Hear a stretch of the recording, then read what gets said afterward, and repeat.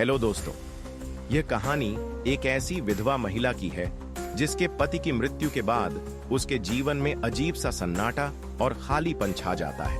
उसकी कोई संतान नहीं थी और परिवार का भी कोई सहारा भी नहीं था। तो चलिए दोस्तों, कहानी की शुरुआत करते हैं। एक गांव में सविता नाम की एक साधारण महिला रहती थी, जिसका जीवन अपने पति की मृत्यु के बाद पूरी तरह बदल चुका था। पति के साथ बिताए गए वो पल, उनकी हंसी खुशी के लम्हे अब केवल यादों में रह गए थे। सविता की कोई संतान नहीं थी और न ही परिवार में कोई ऐसा था जिस पर वह अपने दिल का बोझ रख सके। उसका छोटा सा टूटा फूटा घर अब उसे किसी कैद खाने जैसा महसूस होने लगा था। हर सुबह वह मजदूरी के लिए तैयार होती। उसके हाथों की मेहनत ही उसकी आजीविका का साधन थी। दिन भर के थके हारे कदम जब शाम को उसके घर लौटते तो सन्नाटे का अंधेरा उसका इंतजार करता। उसकी जिंदगी एक ऐसे चक्र में फंसी थी जहां न कोई उद्देश्य था, न ही कोई उम्मीद। गांव के बीचों बीच एक प्राचीन मंदिर था। गांव वाले वहां रोज सुबह शाम पूजा करने आते। वह मंदिर हंसी खुशी और श्रद्धा का केंद्र था। सविता का घर भी मंदिर के पास ही था। अक्सर जब वह काम पर जाती या वहां से गुजरती तो वह देखती कि कैसे लोग भगवान के आगे सिर झुकाकर सुकून और आशीर्वाद मांगते हैं। लेकिन सविता का दिल ठंडा पड़ा था। उसके लिए वह मंदिर मात्र पत्थरों की एक इमारत था। वह सोचती, अगर भगवान सच में है तो उन्होंने मेरे पति को मुझसे क्यों छीन लिया? उन्होंने मेरे जीवन को इस अकेलेपन और दुख में क्यों धकेल दिया?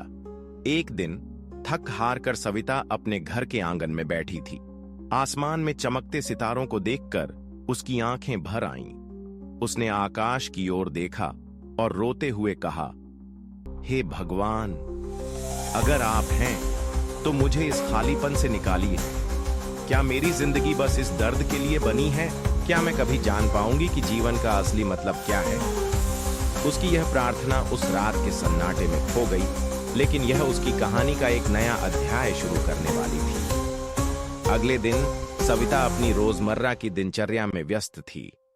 अचानक गांव के मंदिर में हलचल मच गई। उसने सुना कि दूर से आए एक प्रसिद्ध साधु महाराज मंदिर में ठहरे हुए हैं। गांव के लोग उत्साह और श्रद्धा से उनकी चर्चा कर रहे थे। कोई कह रहा था, साधु महाराज के चेहरे पर दिव्य तेज है, तो कोई कह रहा था, उनकी बातों में ऐसी शक्ति है कि सुनने वालों का जीवन बदल जाता है। सविता ने इन चर्चाओं पर ज्यादा ध्यान नहीं दिया। वह अपने काम में लगी रही, लेकिन कहीं ना कहीं उसके मन में एक अजीब सी बेचैनी थी। उसे ऐसा महसूस हो रहा था कि कुछ उसे मंदिर की ओर खींच रहा है। शाम को जब मंदिर में पूजा समाप्त हो चुकी थी और लोग घर लौट रहे थे, तो सविता चुपचाप मंदिर के पास पहुंची। उसने देखा कि साधु महाराज एक बड़े पीपल के पेड़ के नीचे ध्यान मग्न बैठे थे। उनका चेहरा शांत था, आंखें बंद थीं और उनके चारों ओर एक अजीब सा सुकून फैला हुआ था। सविता की हिम्मत नहीं हुई कि वह उनके पास जाए। वह थोड़ा दूर खड़ी होकर उन्हें देखने लगी। उसकी आंखों में आंसू थे। उसे लगा कि शायद ये वही व्यक्ति हैं जो उसे उसके खालीपन से बाहर निकालने में मदद कर सकते हैं। कई मिनटों तक चुपचाप खड़े रहने के बाद सविता ने हिम्मत जुटाई और धीरे धीरे साधु महाराज के पास गई। उसने झिझकते हुए कहा, महाराज, क्या मैं आपसे कुछ पूछ सकती हूँ? साधु महाराज ने अपनी आंखें खोली। उनकी आंखों में गहराई और करुणा थी। वे मुस्कुराए और बोले, बेटी, तुम्हारा मन बहुत विचलित है। बोलो, तुम्हें क्या प्रश्न सताता है? सविता ने फूट फूट कर रोते हुए अपनी सारी व्यथा सुनाई। उसने अपने अकेलेपन, अपने पति के खोने और जीवन के उद्देश्य की तलाश की बात साधु महाराज को बताई। साधु महाराज चुपचाप उसकी बात सुनते रहे। जब सविता ने अपनी बात समाप्त की तो महाराज ने कहा, जीवन में खालीपन केवल हमारी दृष्टि का खेल है।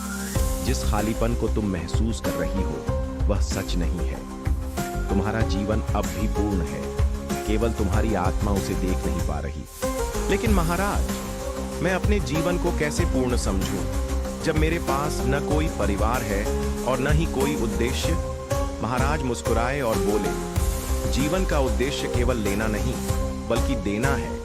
जब तुम दूसरों के जीवन में खुशियां लाओगी तो तुम्हारे अपने जीवन का खालीपन अपने आप भर जाएगा। साधु महाराज की बातों का असर सविता के दिल और दिमाग पर गहराई से हुआ था। उनका कहना था कि अकेलापन केवल एक अवस्था है जिसे हम पीड़ा मानकर उससे बचने की कोशिश करते हैं, लेकिन यह हमारे भीतर के असली स्वरूप को जानने का अवसर भी हो सकता है। ये शब्द सविता के जीवन की पीड़ा को नया अर्थ देने लगे थे। उस रात सविता को नींद नहीं आई। साधु महाराज का शांत चेहरा और उनकी करुणा से भरी बातें बार बार उसके दिमाग में घूम रही थीं। उसने महसूस किया कि वह अब तक अपने अकेलेपन को केवल एक बोझ मान रही थी, लेकिन शायद यह उसके जीवन के असली मकसद को समझने का रास्ता था। अगले दिन सविता जल्दी उठी और अपनी रोजमर्रा की गतिविधियों में लग गई, पर आज उसका मन पहले जैसा नहीं था। हर काम में उसे साधु महाराज की बातें याद आती। वह सोच रही थी कि उनके शब्दों का सही मतलब क्या था। शाम को उसने अपने घर का सारा काम खत्म किया और मंदिर की ओर चल पड़ी। इस बार वह साधु महाराज के सामने अपनी समस्याओं का समाधान ढूंढने के लिए नहीं, बल्कि यह समझने के लिए गई थी कि उनकी बातों का असली अर्थ क्या है। साधु महाराज आज भी उसी पीपल के पेड़ के नीचे शांत भाव से ध्यान में बैठे थे। सविता ने झुककर उन्हें प्रणाम किया। उन्होंने अपनी आंखें खोलीं और उसे मुस्कुराकर देखने लगे। सविता ने अपनी हिचकिचाहट को पार करते हुए पूछा, महाराज, आपने कहा था कि अकेलापन हमारे भीतर के असली स्वरूप को जानने का अवसर है, लेकिन मैं इसे समझ नहीं पाती। क्या आप मुझे इसका अर्थ समझा सकते हैं? साधु महाराज ने गंभीरता से उसकी ओर देखा और बोले, बेटी, जब कोई तुम्हारे जीवन में नहीं होता, तब तुम्हारे पास खुद को जानने और समझने का अवसर होता है। तुम्हारे मन में जो सवाल उठते हैं, वे तुम्हारी आत्मा के दरवाजे खटखटाते हैं। अकेलापन हमें इस बात की सीख देता है कि हमारी खुशी और शांति केवल बाहरी चीजों पर निर्भर नहीं है। सविता को पहली बार ऐसा महसूस हुआ कि वह अपने जीवन को केवल दूसरों के सहारे देख रही थी। साधु महाराज ने सविता को ध्यान का अभ्यास करने की सलाह दी। उन्होंने कहा, जब भी तुम्हें अपने भीतर खालीपन या पीड़ा का अनुभव हो, तो अपने मन को शांत करके अपने सांसों पर ध्यान केंद्रित करो। यह तुम्हारे भीतर की उस गहराई तक ले जाएगा जहां तुम अपनी असली शक्ति को पहचान पाओगी। सविता ने उनसे ध्यान करने का तरीका सीखा और उस दिन से नियमित रूप से इसका अभ्यास शुरू कर दिया। जैसे जैसे दिन बीतते गए, सविता को ध्यान का चमत्कारिक प्रभाव महसूस होने लगा। उसके मन का भारीपन धीरे धीरे कम होने लगा। ध्यान के माध्यम से उसने अपने भीतर शांति और ऊर्जा का अनुभव करना शुरू किया। धीरे धीरे उसने महसूस किया कि उसका अकेलापन अब पीड़ा नहीं रहा। अब वह इसे एक साथी की तरह देखने लगी थी, जो उसे खुद को समझने और जानने में मदद करता था। ध्यान का अभ्यास करते करते सविता का व्यक्तित्व पूरी तरह से बदल गया था।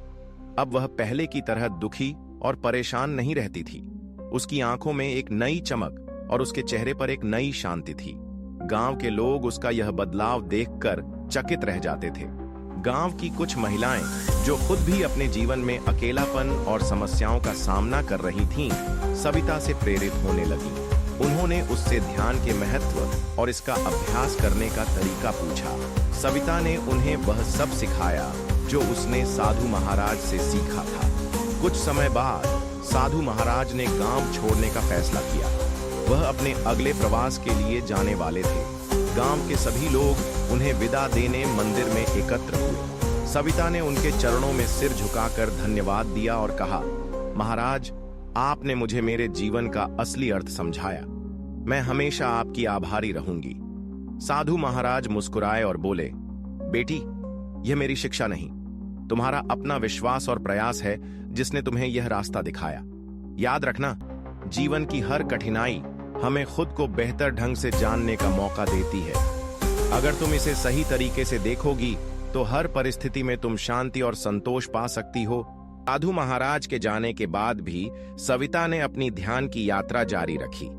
अब वह न केवल अपने लिए बल्कि गांव के अन्य लोगों के लिए भी प्रेरणा बन चुकी थी। उसने गांव के बच्चों को पढ़ाना शुरू किया और जरूरतमंदों की मदद के लिए अपने सीमित संसाधनों का उपयोग करने लगी।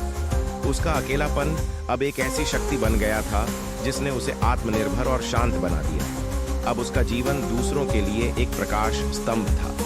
सविता की कहानी हमें सिखाती है कि अकेलापन केवल पीड़ा नहीं, बल्कि आत्म खोज और आंतरिक विकास का एक अवसर हो सकता है।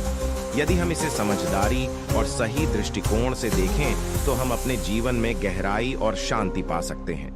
साधु महाराज की बातें और ध्यान का अभ्यास सविता के जीवन में परिवर्तन लाया और उसे सिखाया कि असली खुशी हमारे भीतर ही है। अगर यह कहानी आपको पसंद आई हो तो इसे लाइक और सब्सक्राइब करें, अपने दोस्तों के साथ शेयर करें और साथ ही साथ कमेंट करके बताएं कि